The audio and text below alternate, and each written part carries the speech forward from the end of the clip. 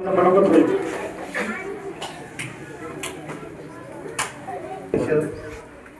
मंचावरील सर्व सन्मान्य व्यक्ती, आज 3 डिसेंबर आजचा दिवस संपूर्ण जगामध्ये जागतिक दिव्यांग दिन म्हणून साजरा केला जातो. हराळ सरांनी त्याची थोडक्यात पार्श्वभूमी सांगितली. मी आणखी थोडंसं विस्तृत सांगतो की दिव्यांग दिन साजरा करण्याची गरज का पडली किंवा ही वेळ का आली. 1959 साली बेल्जियम या देशामध्ये एक कोळशाची खाण होती आणि त्या कोळशाच्या खाणीमध्ये मोठा अपघात झाला. इतका मोठा अपघात झाला की त्यामध्ये बरेचसे लोक मरण पावले आणि जितके मरण पावले त्याही पेक्षा दुप्पट लोक हे त्या अपघातानं दिव्यांग झाले. काहींचे हात गेले, काहींचे पाय गेले, काहींना पूर्णपणे अंधत्व आले. त्या सरकारनं काय केलं तर जे मरण पावलेल्या कुटुंबांना नुकसान भरपाई दिली, त्यांच्या कुटुंबाची जबाबदारी स्वीकारली. परंतु जे अपंग झाले, जे दिव्यांग झाले, त्यांना मात्र काहीही नुकसान भरपाई दिली नाही. आणि त्यामुळे मग त्या देशामध्ये तेथील दिव्यांगांनी सरकारविरुद्ध मोठं आंदोलन पुकारलं. हळूहळू त्या आंदोलनाला संपूर्ण जगभरात पाठिंबा मिळत गेला. इतका पाठिंबा मिळत गेला की संपूर्ण युरोप खंडामध्ये दिव्यांगांचं मोठं जन आंदोलन सुरू झालं.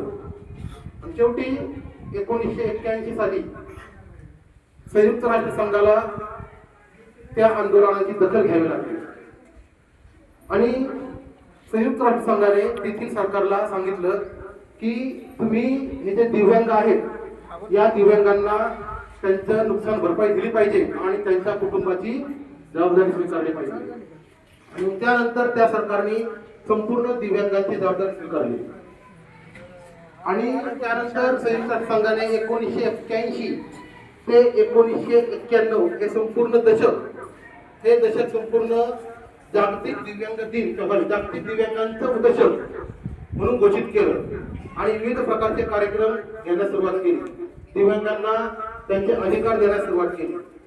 1992 साली म्हणजे ती दशक संपल्यानंतरच्या पुढच्या वर्षी संयुक्त राष्ट्र संघाने ठरवलं की 3 डिसेंबर हा दिवस आपण संपूर्ण जगामध्ये दिव्यांगांच्या हक्कासाठी हा दिवस आपण उपलब्ध करून देऊ, की जेणेकरून संपूर्ण जगामध्ये दिव्यांग व्यक्ती हे आपल्या हक्कासाठी जागृत होतील आणि शासनाकडं, समाजाकडं आपलं जे काही मागणं आहे ते मागणं मांडतील आणि शासन आणि समाज त्यांच्या मागण्याचा सहानुभूतीपूर्वक विचार करेल.